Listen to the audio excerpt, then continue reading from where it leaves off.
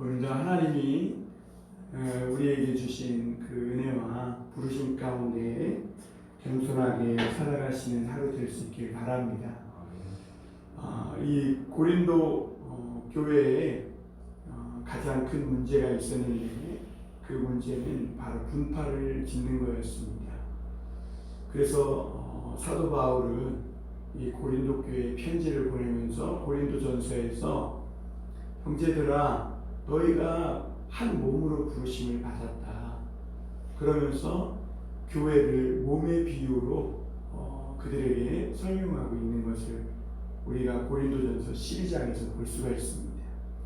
그러면서 이 교회에게 한 몸으로 부르심 받은 이 교회가 가장 중요하게 여길 것이 평강이 주장하게 하는 것, 그리고 한 몸으로 부르심 받았기에 서로 덕을 세우는 것이 중요하다, 이렇게 말씀합니다.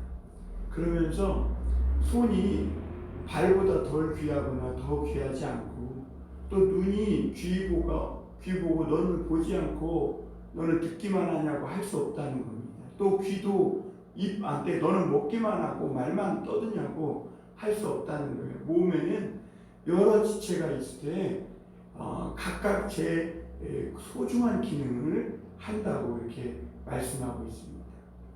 그리고 또 사도 바울은 로마서 12장에서도 이 로마 교회를 향하여 형제들아 각각의 그 이상의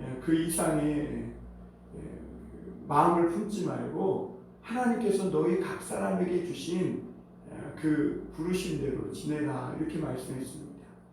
그러니까 하나님은 이 교회에 여러 성령의 은사와 직분들을 주셨다는 거예요. 이것은 사람이 한 것이 아니라 하나님께서 성령으로 말미암아 각 사람에게 놀라운 은사도 주시기도 하고 또 직분도 주시는데, 왜 주실까요? 세상에서는 뭐 어떤 능력이 있다거나 내가 어떤 직책이 있으면 그거를 자기 잘한 것, 자기 명예로 삼고 자기의 능력을 과시하는 것으로 삼지만, 하나님께서 교회에게 그렇게 성령의 은사와 어떤 능력과 직분을 주신 것은 교회를 섬기게 하기 위함이라는 것입니다. 그러니까 하나님이 나에게 뭐 치료의 은사를 주셨다.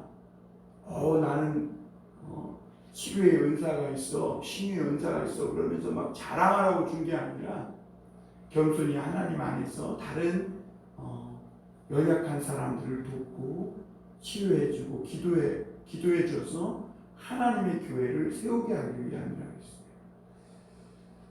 그리고 각 사람에게 주신 이 직분도 마찬가지입니다. 하나님이 믿음의 은사를 줬으면 그 믿음을 가지고 믿음이 연약한 자를 이끌어주라는 것입니다. 그리고 하나님이 권위의 은사를 주셨으면 권면하고 위로해서 신체되어 있는 성도들을 일으키고 그렇게 해서 교회를 아름답게 세워서 하나님께 영광 돌리게 하라고 주신 것들이라는 것입니다. 그런데 이 교회 안에 세상에 이렇게 그 어떤 시각이 들어오면 각 사람이 생각할 그 이상의 생각을 품어가지고 서로 자기가 받은 은사가 최고라고 자랑하거나, 아니면 하나님이 주신 이런 은사, 직책의 직분을 가지고 누가 높으니 낮으니 그러면서 서로 다툼과 분쟁이 일어납니다. 그러니까 고린도 교회에 가장 어려운 문제가 그거였어요. 우리는 그리스도파라는 거예요. 막 다른 사람들이 나는 바울파, 베드로파, 아볼로파 이러니까 야 우리는 그리스도파, 그러니까 최고 높다, 더 이상 파가 없어요. 그러면서 자기에게 받은 직분이나 어떤 이런 것들을 가지고 서로 다투고 분쟁하는, 제 교회가 어떤 조직이나 기관이 와야 되는 데 있어서 서로 다투고 분쟁하면 그것을 끝나버리는 것이죠. 오늘 이 이스라엘, 이 광야에 나온 이스라엘이 큰 위기를 또 한 번 맞습니다. 지금까지 이스라엘 백성들이 온갖 원망불평하며 이렇게 지내면서도 하나님의 은혜 가운데 가나안 땅 입구까지 왔잖아요.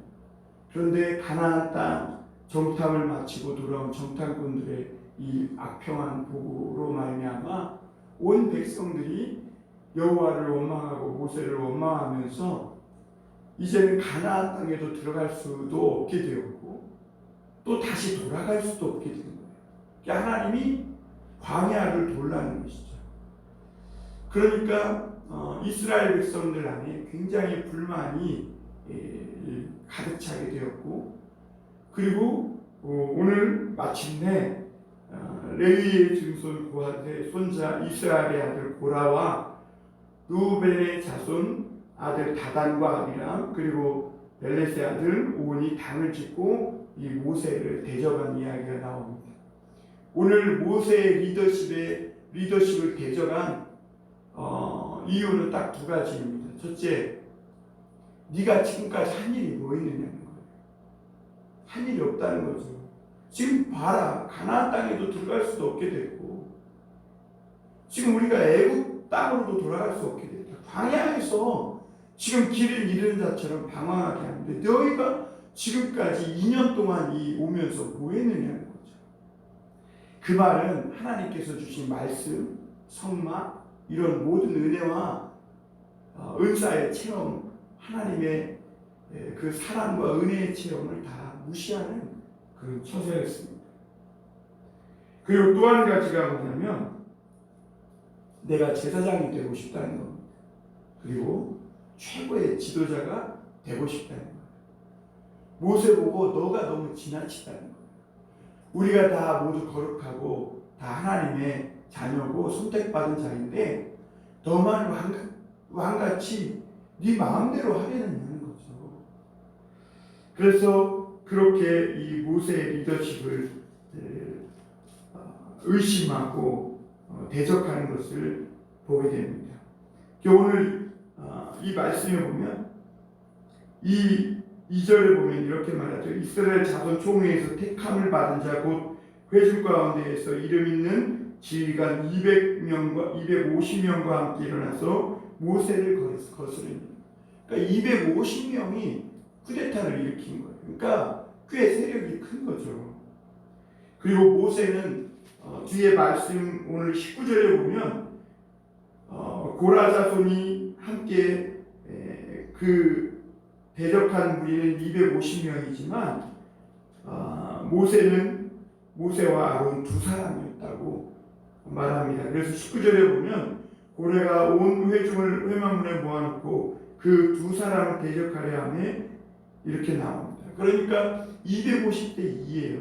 그러니 얼마나 이 고라 자손이 의기양양하고 또 이 모세를 아론을 끄집어내리고 자기가 최고의 지도자요 제사장이 되려고 그래서 자기 마음대로 하려고 했던 그런 마음을 그 중심을 우리가 엿볼 수가 있습니다. 그리고 12절부터 보면 모세가 엘리압의 아들 다단과 아비람을 불러요. 그랬더니 안 나오는 겁니다. 이제는 네 말 안 듣겠다는 거죠. 네가 무언데 우리를 오라가라 하냐는 거죠. 사실 지금까지 광야에서 모세가 하나님의 말씀을 듣고 와서 전하는 그 말씀을 듣고 지금까지 광야를 무사하게 지나왔고 살아온 것인데 이제는 네 말을 안 듣겠다는 거예요. 그러면서 우리는 올라가지 않겠노라. 그러면서 13절에 보면 내가 우리를 젖과 꿀이 흐르는 땅에서 이끌어내요. 그러니까 지금 애국 땅을 젖과 꿀이 흐르는 땅으로 표현합니다. 그러니까 하나님이 약속하셨던 젖과 꿀이 흐르는 가나안 땅은 악평에서 거주민을 삼키는 땅, 곧 죽음의 땅이라고 악평하고 그들이 종살이하며 노예살이했던 그 애국 땅을 젖과 꿀이 흐르는 땅에서 이끌어내어라고 말하면서 그 땅을 그리워하고 또 그 땅을 오히려 높이는 것을 볼 수가 있습니다. 그러니까 사실은 이것은 하나님을 대적한 것보다는 어떻게 보면 모세를 대적한 것보다는 하나님을 대적하는 것이었고 그리고 그들의 믿음을 소위 오늘날로 말하면 이런 거예요. 야, 믿음이고 뭐고 말씀이고 뭐고 다 필요 없어. 이제 우리 가나안 땅 안 갈 거야. 우리 도로 애국 땅 갈 거니까 우리 마음대로 살 거니까 네가 오라가라 하지 마. 지금 그런 이야기를 하고 있는 거예요. 그러면서 광야에서 죽이려 하면 어찌 작은 일이냐. 그러면서 우리 위에 스스로 왕이 되려 하느냐. 그러면서 이뿐 아니라 또 뭐라고 얘기합니까? 젖과 꿀이 흐르는 땅으로 인도하여 드리지도 아니하고 밭도 포도원도 우리에게 기업으로 주지 아니 내가 이 사람들의 눈을 빼려 하느냐. 우리가 올라가지 않겠느냐. 그러니까 너가 우리를 지금 가나안 땅 입구까지 와서 그 땅으로 인도하여 드리지도 않고 지금 너희가 밭과 포도원도 준다고 주지도 않고 광야에서 헤매다가 죽게 하려느냐. 우리의 눈을 빼게 하려느냐. 그러면 그 말은 무슨 말이냐면 우리가 눈이 없는 사람인 줄 아느냐. 우리도 보는 눈이 있다는 거죠. 그러면서 이 모세를 대적하는 것을 볼 수가 있습니다. 오늘 여기서 고라는요, 고핫 자손인데요. 이 고핫 자손은 이 이스라엘과 함께 그 한 형제들인데 사실 고핫 자손이 고핫이 가장 장남이고 이스라엘은 둘째입니다. 그런데 이 성막일에서 보면 고핫 자손이 어떻게 보면 이렇게 감독관이 되기보다는 이스라엘의 아들이 감독관이 되는 것을 보게 됩니다. 그리고 고핫 자손이 레위 자손으로서 성막에서 중요한 일을 맡긴 맞지만 제사장이 될 수가 없었습니다. 그러니까 고핫 자손은 제사장이 들어가서 성막에 우리 지난번에 말씀에서 봤겠지만 성막의 물건들을 다 싸고 하면 그제서야 와서 그 성막을 옮기는 그 들고 또 어깨를 메고 옮기는 그런 성막 이동하는 일을 했거든요. 그러니까 이 고핫 자손이 굉장히 이 마음에 뭐라 그럴까요? 이 고라가 불평불만이 많은 거예요. 우리도 레위 자손이고 택함받은 자손인데 우리는 왜 허드렛 일 같은 이런 일만 해야 하느냐라는 거죠. 그러니까 이 고라가 주동자가 돼서 자기 혼자 이 반역을 일으키기가 어려우니까 루벤 자손 엘리압의 아들 다단과 아비람과 함께 그리고 또 벨렛의 아들 온까지 이렇게 해서 함께 당을 짓습니다. 그러니까 왜 르우벤이냐? 우리가 이 가나안 광야를 행진하는 이스라엘 백성들의 진을 보면은 제일 앞에가 유다 지파와 함께 세 지파가 가잖아요. 그리고 고핫 자손들이 있습니다. 고핫 자손들이 성막의 기구들을 먼저 다 싸갖고 이동을 합니다. 그 뒤에가 바로 르우벤 자손이 이끄는 진이거든요.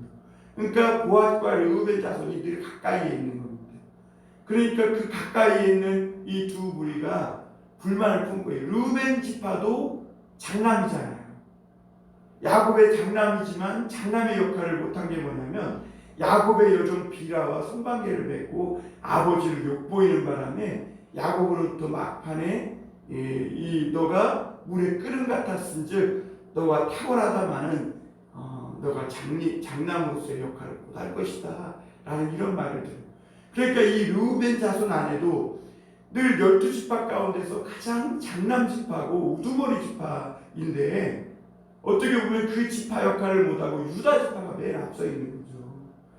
그러니까 불만이 있는 사람들끼리 모아서 이 고라가 주동이 돼가지고 이 당을 지어서 모세를 대적하고 250명이 함께 일어난 것입니다. 어떻게 보면 이 이스라엘 백성들이 지금 하나님 앞에 가나안 땅에 못 들어가고 광야로 다시 돌아가서 40년을 헤매는 것보다 지금이 가장 큰 위기예요.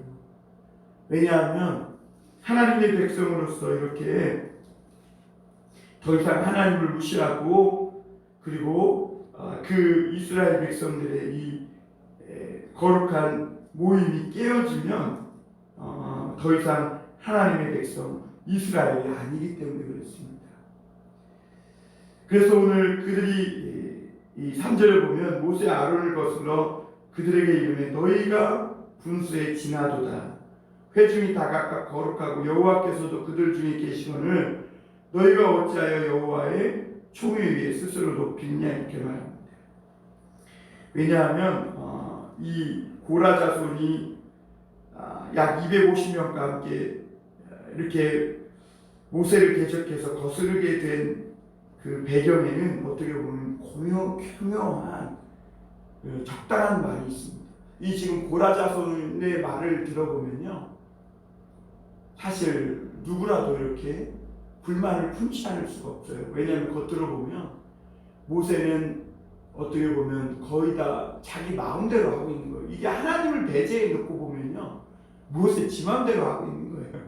하나님이 이렇게 말씀했다더라, 하나님이 저렇게 말씀했다더라 하면서 그냥 믿음 없이 보면 저게 지멋대로네 그러는 거예요. 왜냐하면 이 제사장과 이 고아 자손의 일을 하나님은 철저하게 구분하셨거든요.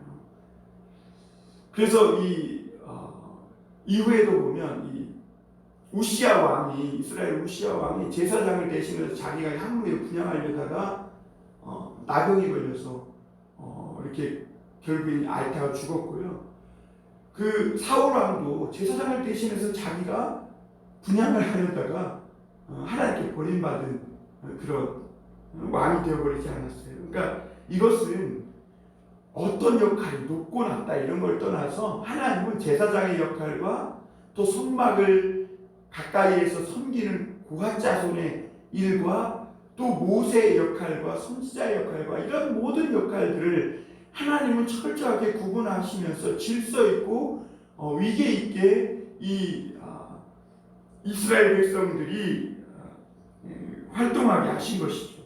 그런데 이런 것들을 무시하는 것은 결국은 하나님을 무시하는 꼴이 되는 거예요. 왜냐하면 이것을 모세가 임명한 것도 아니고 모세가 세운 것도 아니고 어떻게 보면이 아니라 하나님께서 이 모세에게 하나님의 말씀을 통해서 그들 한 사람 한 사람을 직분을 주시고 세워주신 거거든요.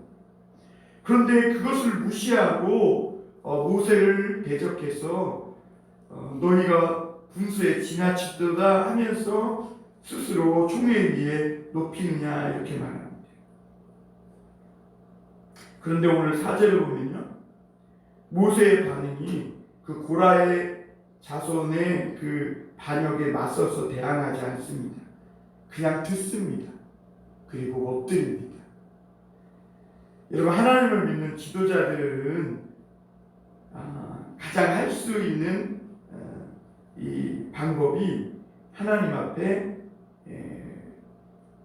불만을 품는 사람들의 말을 일단 들어주는 것이 중요합니다. 듣고 그리고 엎드리는 것입니다. 그리고 하나님의 하나님께서 나중에 처분을 내리실 때까지 하나님을 기다리는 것입니다. 그래서 모세는 향로를 가지고 나오라고 말합니다. 사실 이 향로는 고핫 자손이 손으로 들 수 없습니다.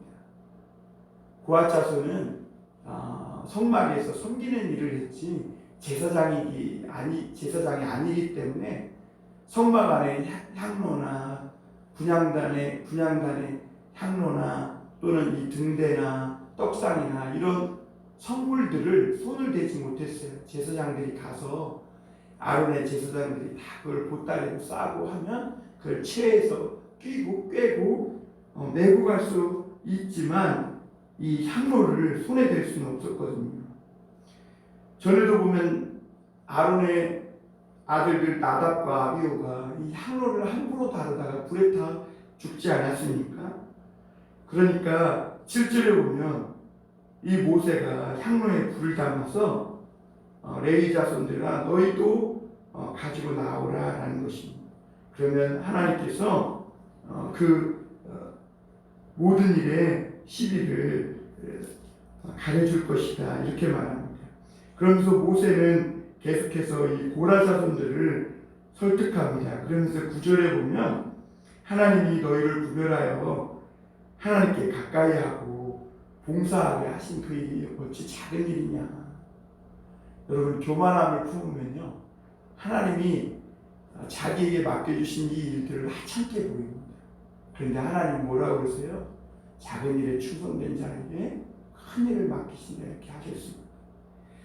교회가 이제 저도 여러 명, 몇백 명 이렇게 되는 교회를 섬겨보니까요, 이 일들이요, 사실 성경의 일만이 아니더라고요.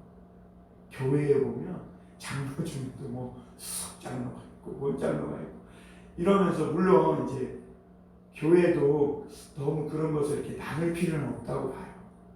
수석 장로님, 부수석 장로, 사실 성경에는 수석 장로, 부수석 장로 이런 거 없거든요. 그냥 장로면 장로고. 그런데 중요한 것은 이런 직분을 가지고 서로 교회에서 자기를 드러내려고 하고, 그리고 그것을 통해서 자기 목소리를 내려고 하면 거기서부터 문제가 생기게 되는 게, 그 이유가 뭐냐면 하나님이 내게 주신 그런 마땅히 품어야 할 생각을 품지 않고 그 이상의 생각을 품는 거예요. 그래서 자기가 최고가 되고 싶어하는 그 인간적인 그 욕망이 불러오는 그런 소란과 분란이 되는 것이죠. 그런데 이런 일들이 일어나면 교회 안에 상당히 시끄러워지고, 또 교회가 깨지고 무너지고 하는 이유가 다 거기에 있는 거예요. 이렇게 높은 마음을 품은 사람들이 있는 거예요.